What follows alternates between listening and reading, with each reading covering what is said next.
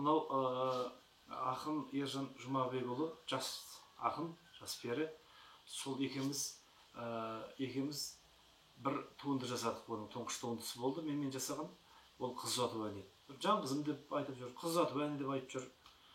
Оның ең бірінші Қуаныш пен Қарлығаш екеуі дуэт орындады, ерлі-зайыптылар.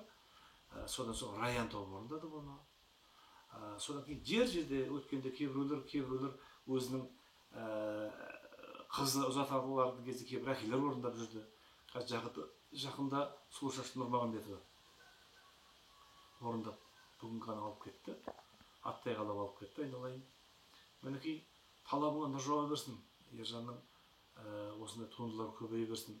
Тұңғышбай аға екеумізге де, Тұңғышбай ағамызға да бір ән жазып бердік. Жақында ол да шығып қалар. Маған осы әсіресе сол әннің ішіндегі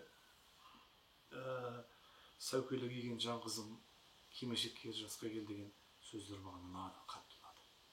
Міне осындай бір жақсы теңеулердің көбейе берсін, айналайын.